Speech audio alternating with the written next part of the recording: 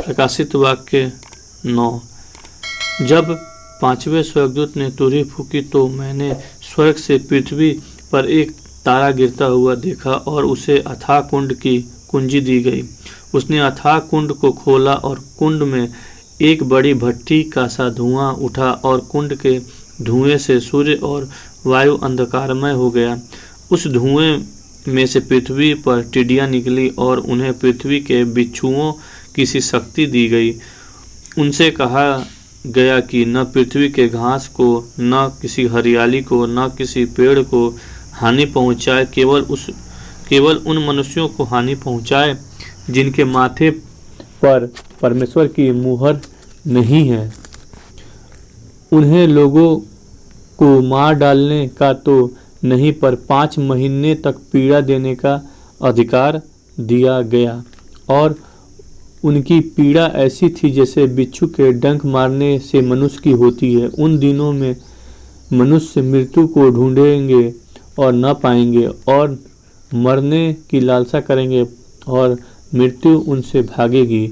उन टिड्डियों के आकार लड़ाई के लिए तैयार किए हुए घोड़े जैसे थे और उनके सिरों पर मानो सोने के मुकुट थे और उनके मुंह मनुष्यों के जैसे थे।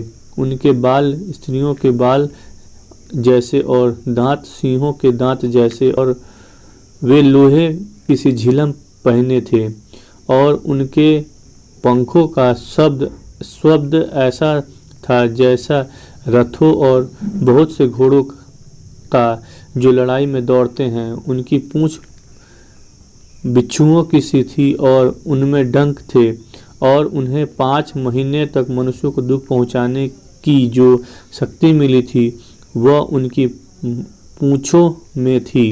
अथाह कुंड का दूत उन पर राजा था। उसका नाम इब्रानी में अबदोन और यूनानी में अपुल्योन है। पहली विपत्ति बीत चुकी, देखो अब उसके बाद 2 विपत्ति और आने वाली हैं।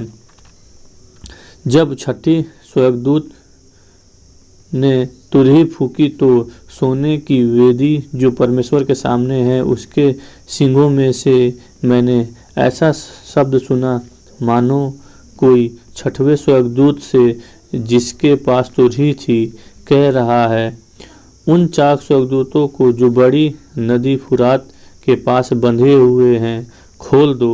वे चारों दूत खोल दिए गए जो उस घड़ी और दिन और महीने और वर्ष के लिए मनुष्यों की 1/3 को मार डालने को तैयार किए गए थे।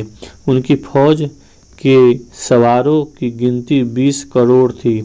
मैंने उनकी गिनती सुनी। मुझे इस दर्शन में घोड़े और उनके ऐसे सवार दिखाई दिए जिनकी झिलम आग और धूम्रकांत और गंध की सी थी और उन घोड़ों के सिर सिंहों के समान थे और उनके मुंह से आग, धुआं और गंधरस निकलते थे।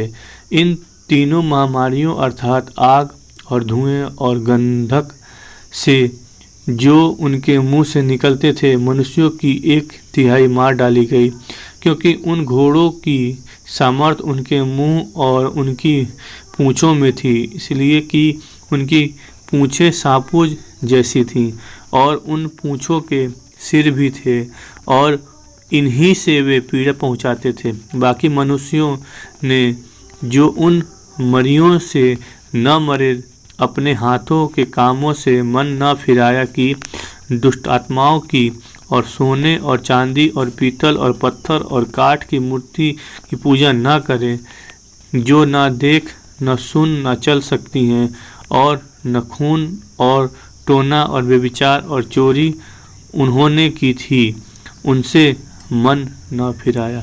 आमीन।